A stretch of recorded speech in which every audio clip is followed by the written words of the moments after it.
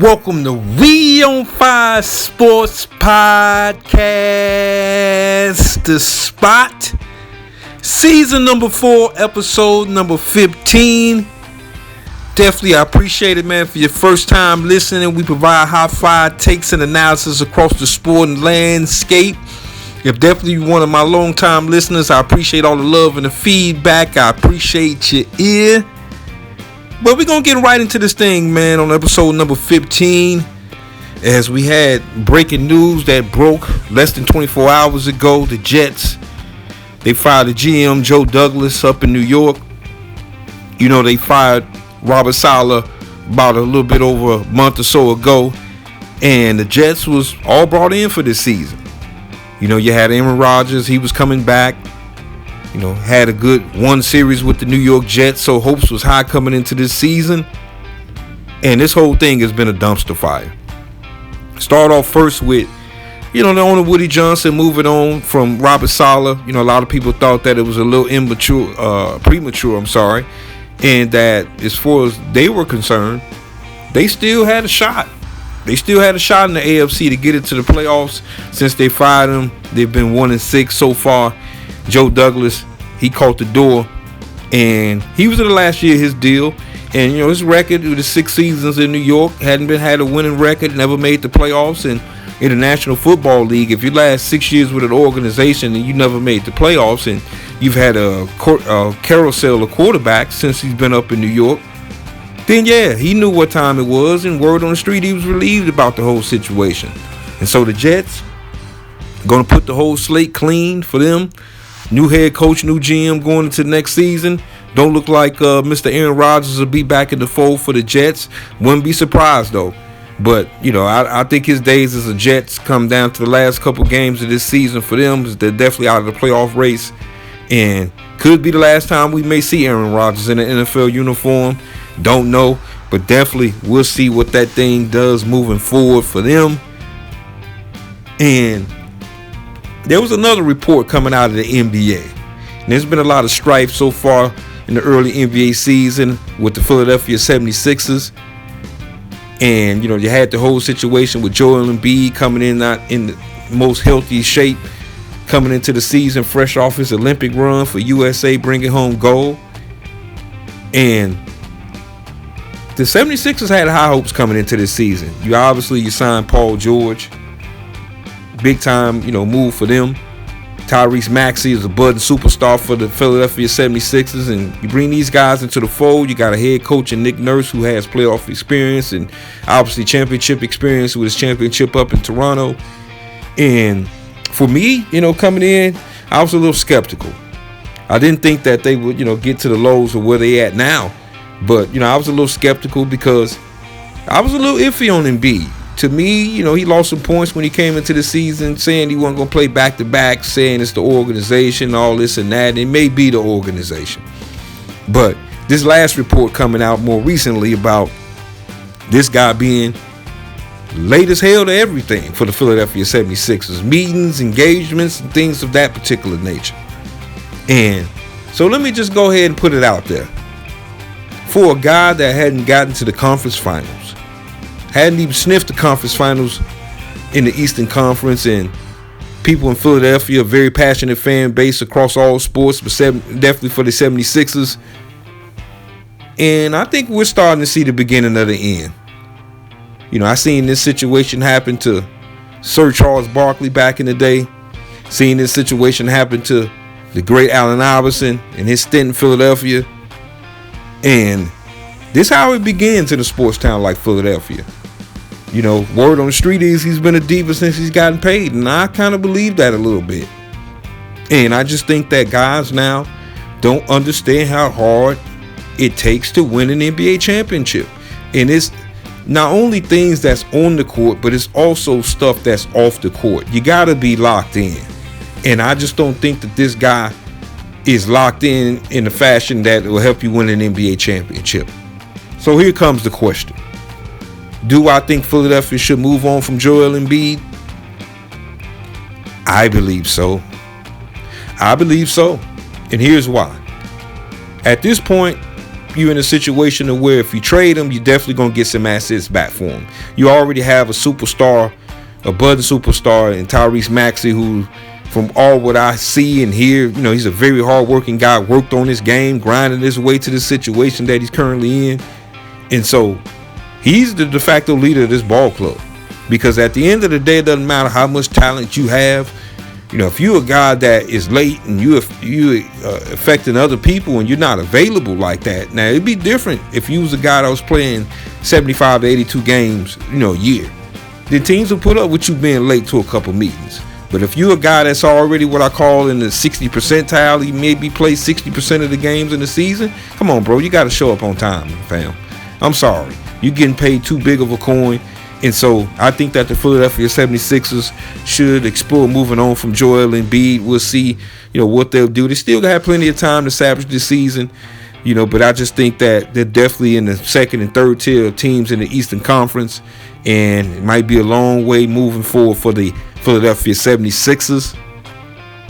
We also, too, had a weird situation this past weekend. And I say weird because I mean just the event itself. Had Mike Tyson taking on Jake Paul, and I didn't get real geeked as far as my excitement about this situation going in, because at the end of the day, I'm a traditionalist when it comes to boxing. I know it's been a corrupt sport. I know it's been a sport that's been clamoring to get back into the populace across the sport landscape, and so I have a lot of love and respect for boxers who did it the hard way, just coming up and watching the sport just kind of go through its ebb and flows throughout the years. And to me, at the end of the day, a 58-old version of Mike Tyson is not worth watching outside of a sparring situation. And that's no disrespect to Iron Mike.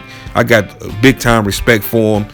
You're talking to a guy that, never forget, man, watching live on HBO, him getting knocked out by Buster Douglas, it definitely to me was probably maybe near the top of the top live sporting event where I saw something I couldn't believe. And so it's no shot at Mike. And definitely, he put the work in to get himself in the ring. And as he mentioned after the fight, commensurate towards Mike Tyson. But if you think a 58-year-old guy is going to beat a 27-year-old guy that may not be the best boxer in the world, but Jake Paul is in shape. Jake Paul has gotten better with his boxing ability. And I just knew that it could be a situation for a disaster. It almost did, because I think Jake Paul let Mike off the hook. Didn't really want to hurt the man. Definitely so. They made a big bag of money in regards of it. But, Tyson, and no disrespect again to Mike, he's been done since 2002 when he lost to Lennox Lewis. And I made a little coin on that fight going with Lennox Lewis, by the way, back in 2002. And so, good for all the people to get a chance to see Mike Tyson in the ring, kind of the younger generation to see. But, those that, remember the 20-year-old Mike Tyson, it's definitely a far-fetched away. And, congratulations to both of them to making a sporting event that earned a big bag of coin on both sides, man. Then in the NBA, we finally had the Cleveland Cavaliers take their first loss against the Boston Celtics. It was a great game. Boston, defending NBA champion. To me, this was a statement game from them from a standpoint of the Cavs have been rolling so hard, man. You got to be able to knock them off, bring them back down to, to a proper space a little bit. Even though the Cavs and Kenny Atkinson, the head coach of the Cleveland Cavaliers, this man has done an outstanding job. I thought he got the short end of the stick in his time in Brooklyn. The KD and Kyrie Irving, hey, let's go with Steve Nash type move was a straight crash and burn. No, the Brooklyn Nets regretting that decision. And, for him, he went out to the West Coast to get up with the Golden State Warriors and Steve Kerr on their staff. And I thought that, he was a long time waiting as an NBA coach to get another opportunity. And Cleveland, to me, they got a winnable roster. They got a winnable roster. Now, I know a lot of people get into the whole big three, big two, big, and all of that. But to me, Cleveland is showing teams out there is that when you build a good, balanced roster with guys that play their position, know their position, and willing to sacrifice with some hard coaching, man, you can win ball games in this league. It's a simple recipe, but some teams, they just kind of three-point shoot their way out of the whole situation, man. So, shout out to the Cleveland Cavaliers, even though they had their first defeat of the year in Boston. As I mentioned, it's just a statement game for them. You know, sometimes when you defend an NBA champion, man, you need those big time, prime time games, man, to get you back on P. Not saying they were struggling, but they had, lost a couple games going into this one. And so, shout out once again to Kenny Atkinson and the Cleveland Cavaliers. I definitely think they're at the first tier in the Eastern Conference so far this season. We'll see how everything unfolds with them. We're definitely going to talk about them more so throughout this season. Then we had the college football playoff. We had the rankings drop off, get dropped right in the lap of ESPN. And the reason I mentioned ESPN, I like the little show they got with college football rankings, man. It's passionate, thoughts across the board. Shout out to Joey Galloway and Booger McFarlane and, the rest of the crew over there. Definitely is a show that, I definitely take a look at since we got, the 12-team playoff in its first incarnation. And I'm not, I'm kind of in a position where, you can make arguments across the board with the different the conferences, but I'm going to keep it real short and sweet. I don't think every conference champion should get a first round bye. I think that should go to a different kind of, mechanism, how they're able to kind of draw that up. But other than that, I'm liking what I'm seeing so far. Obviously, you got, Indiana with the big game this weekend, real test for them taking on Ohio State. A lot of arguments about them just kind of being cemented, so far in the top, 5 of the rankings. And I'm just going to let this thing play out. We getting into the nitty-gritty, man. These next 2 weeks, I think you're going to get a little bit of separation and a little bit more clarity in the college football playoffs. But I'm excited. I'm excited to definitely see as we move along in the college football season, get into them conference championship games. Then it's going to morph into something we've never seen before, man. 12 teams with a legitimate shot at winning the national championship. And there's my early thoughts, man, across so far the last kind of week in the sporting landscape. Coming up, I'm going to break down. I got 5 nice little thoughts across the NBA, man. I want to get off the chest, man. Definitely share that with y'all. I appreciate all the love and the feedback. I appreciate your ear. We on Fire Sports Podcast, the spot.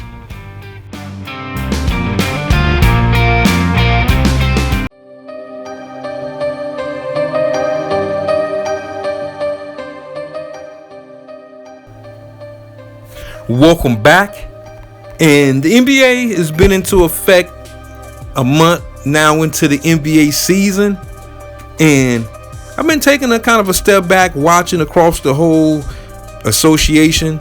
Just little things that I see so far early on in the year. And I'm going to start off with the Cleveland Cavaliers. Just a moment ago, I kind of got into the job that Kenny Atkinson has done for this ball club, man. Coming over. And you had the whole Donovan Mitchell situation. Is he going to re-sign with the Cavaliers? Should they, trade this guy before they get into a situation with him? And to me, that was the first domino to the success that the Cleveland Cavaliers has had so far this season. They definitely got, Donovan into the fold. I think that it was a situation where J.B. Bickerstaff, I thought he did a good job with this ball club. But I think at the end of the day, when you got good coaches out there, kind of in the pool, unemployment, such as Kenny Atkinson, definitely if it takes for you to move on from JB and get another coach in there and get your guy or your franchise guy in the fold. Normally not a fan of that, but it's worked in Cleveland. And, it was the situation with him and Darius Garland, do these guys kind of work? And I think that good coaching kind of shows you that it does work when you have 2 talented players. And I just think that, people to me who are not real hoopers, who don't have a real hooping background, they want to go down that road. But to me, I just think that, if you got a good head coach, man, with 2 all-star talents such as those guys, man, you definitely can make it work. We've seen that. I like the big man situation in Cleveland with Jared Allen. And obviously, you have, to me, it definitely should be Mobley, one of the top 5 big man in the league, man, if he play up to his potential. And I like what I'm seeing. It's just a very balanced situation in Cleveland. You can't forget about, Caris LeVert. And so I like what I see so far. Obviously, they got knocked off by the Boston Celtics. But I think that Cleveland has kind of showed a blueprint that, definitely with the playoff experience that they gained from last year, they're growing on that. And Kenny Atkinson has hit the ground running for the Cleveland Cavaliers. So shout out to them. got the whole situation in Philadelphia. As I alluded to in the segment before, I think that it's time for the Philadelphia 76ers to move on from Joel Embiid. I just think that at some point, we've all seen this story, man. If you follow Philly sports, going back, we've seen this with Charles Barkley. We've seen this with Allen Iverson. Once the fans feel like you're not a roll-up-the-sleeve type of guy, you already got one foot out of the door in Philadelphia. And I'm not going to say that, Embiid is soft as far as him trying to play through injury as we saw in the playoffs last year. But at the end of the day, at some point, man, if you're just not available like that, you're just not available like that. And that's just like in any walk of life as far as a job situation. You could be a great employee, but if you're there only 60% of the time, at some point, the job or the organization, they're going to think about moving on, seeing what they can cash in for you, especially in the Embiid situation, because I think you can get a good pot of gold if you're the Philadelphia 76ers and move on from Joel Embiid. You already got your franchise there in Tyrese Maxey, Paul George. You still got a little tread on the ties with Paul George.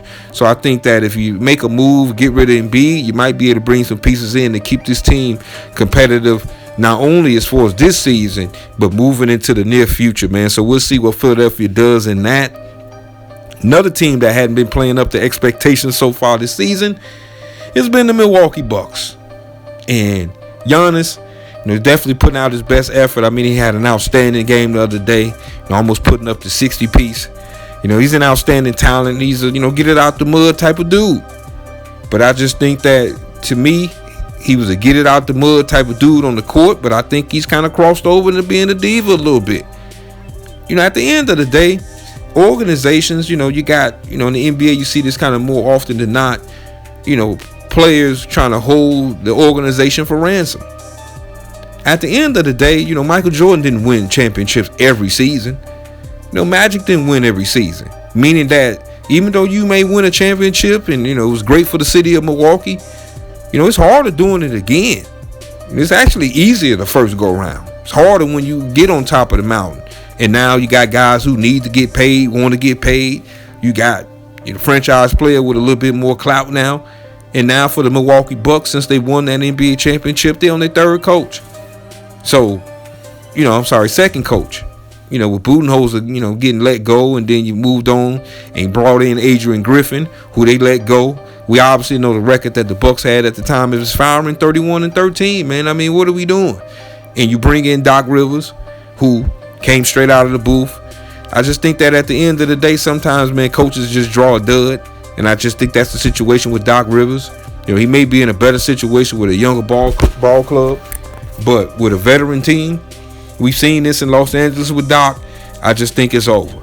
I just don't think that at the end of the day, winning one NBA championship, no disrespect to Doc, I've seen a lot of NBA head coaches win one NBA championship.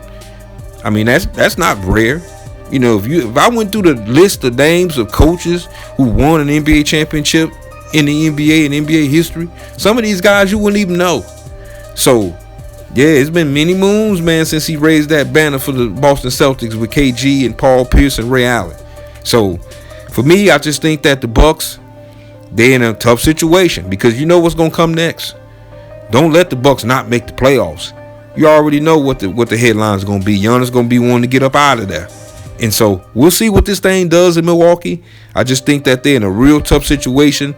They're 4 games under 500. We'll see what it do moving forward, man, for the Milwaukee Bucks and their fan base. And hopefully they can turn this thing around because they got, plenty of time. We're only the first month of the season, but we'll see what it does in Milwaukee.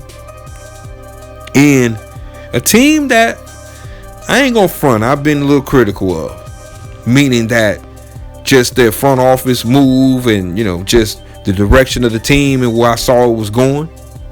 And then, I'm talking about the Golden State Warriors. This is a team that I didn't know what the identity of the team was going to be. I mean, obviously you got Steph Curry.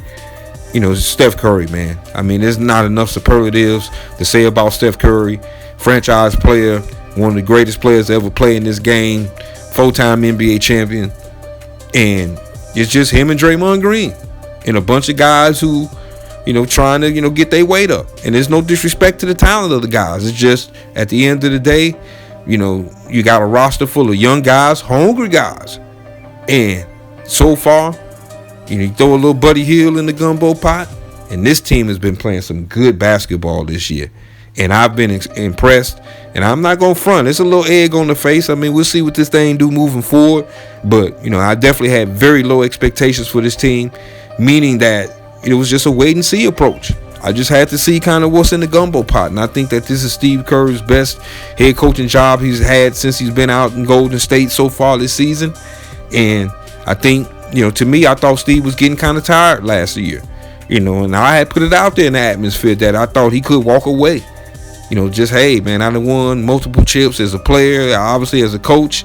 Let me just relax a little bit. But, Steve with the USA basketball experience, he's got his swag back, and he's done a great job so far for the Golden State Warriors this year.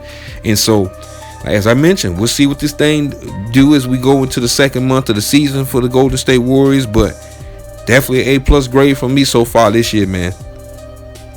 Then we go to, can't forget about the Los Angeles Lakers. No Laker fans out there, know you guys like, man, you ain't gonna talk about the Lakers? Yeah, I'm gonna get into the Lakers. Los Angeles Lakers, man, they've been on a little hot streak, man. Won 6 games in a row. I'm gonna put some respect on their name. They've been playing some good basketball. JJ Redick is his first season as the head coach of the Los Angeles Lakers. You got, LeBron James, you got Anthony Davis. You had the whole Bronny James thing, and I'm not gonna get into that because this is for my real basketball lovers.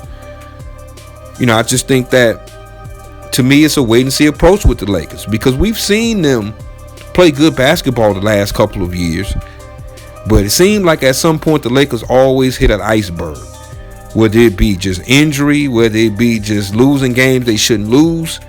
And so right now, if I had to put a grade on the Lakers right now to keep it 100, I'll get the Lakers right now B- right now, meaning that they're playing good basketball, but I just think that at the end of the day, when you're a new head coach, you're going to go through some turbulence during the season, whether it be injury, whether it be just a slump overall, and how does JJ Redick, bounce back from that.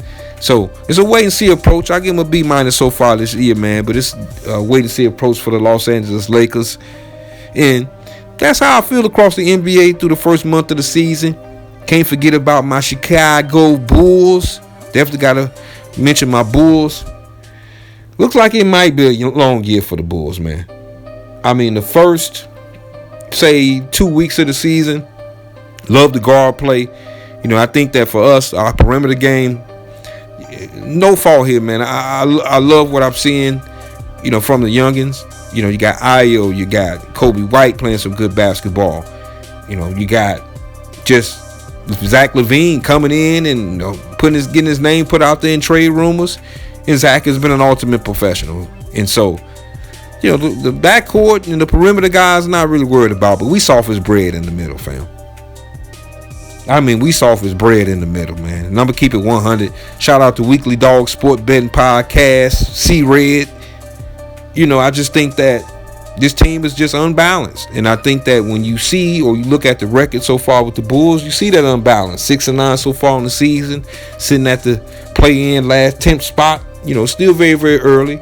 But, I think that Billy Donovan, he's a wizard with young players. I just think that, the front office, they're getting into, to me, a little bit too much of Gar Forman, John Paxson mode, being conservative. And, we'll see, man. But I don't know about this ball club, man. I just think that, to me, you got to give me maybe a couple weeks, man, if I put the stamp either way on the Chicago Bulls, man. But, like I said, the perimeter game has been good. But we've been soft as a piece of bread in the middle, man. No disrespect to Vucevic, but, Vuce, not a defensive guy. And we've been paying the price for it, man. So that's my thoughts across the NBA as we into the first month of the year. We'll definitely see how things kind of unfold on the east and on the west side of the coin. I appreciate all the love and the feedback. I appreciate your ear. We on Fire Sports Podcast, the spot.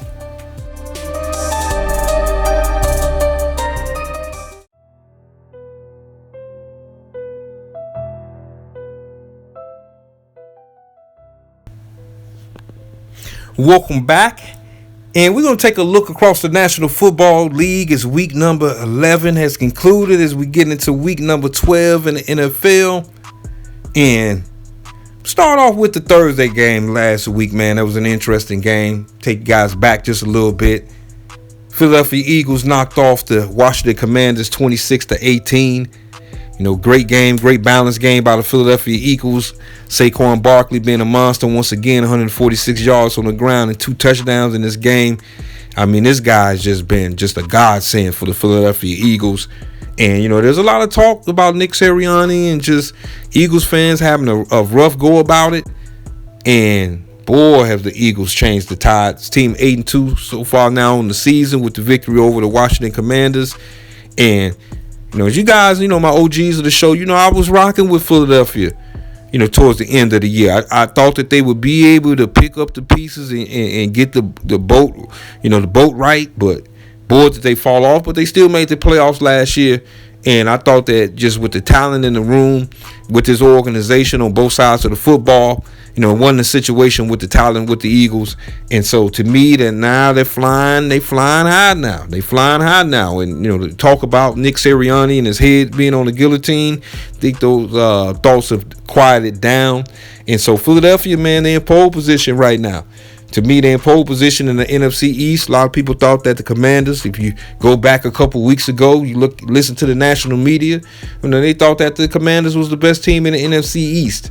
And as we can see, man, there's definitely a separation between the Eagles and the Commanders. Not saying the Commanders got blowed out or nothing, but to me, it's obvious that the Eagles are the best team in that division and potentially the best team in the NFC, with the Detroit Lions. And it just seemed like, man, this next matchup and this next team and next game, man, has just been just a horror show, man. Had my Chicago Bears take on the Green Bay Packers. And, we keep it 100 on We on Fire Sports Podcast spot. As far as this team has had our number. And they've had our number. I'm not even going to get into how many straight times we've lost to this football club, man. You guys can look that up if you want to, but it's been some years. And this game came down to a classic, good football game, by the way, but a classic situation with the Bears having the chance to knock off Green Bay, and something just happened. And as Green Bay was able to block 40-plus yard field goal by Santos from the Chicago Bears, able to win this game 20-19 as the Packers improved to 7-3 on the season. My Bears dropped to 4-6 on the year. And my Bears, man, not saying it's over because we only 10 games in the season, 4-6. You got 7 more to play.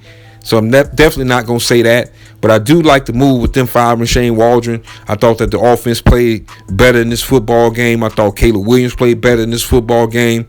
I thought that he got the ball off in the right time. I just think that, for the Bears, they got a Matt Eberflus problem. And I think part of that problem is that the team just lacked that inner confidence because they know at some point something goofy going to happen. And we've seen this several times so far this year. And I'm not going to get overly frustrated because I know the source of the issue. And the source of the issue is, it's time for the Bears obviously to move on from Matt Eberflus. And I think it does put a little stain on King Poles or Ryan Poles, the GM of the Chicago Bears, and Kevin Warren. Because at the end of the day, the organizations that make the right moves, they make the moves that need to be made, even though they may be tough moves. And I thought bringing Matt Eberflus back into this year as the head coach of the Bears, I thought it was a mistake. But, as you can see, definitely not wrong about that. So we'll see what my Bears do moving forward. For the Packers, it was a good division win, man. Road divisional game. They 7-3.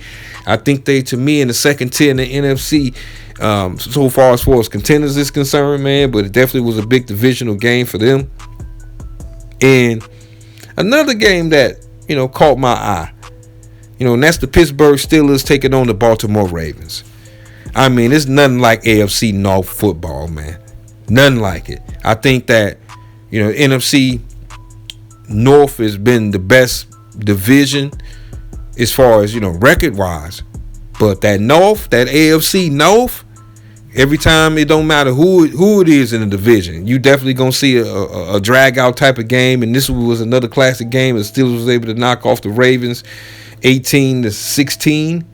And put some respect on Mike Tomlin, man.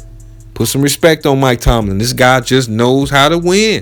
He just knows how to, he like Hannibal from the A-Team back in the day.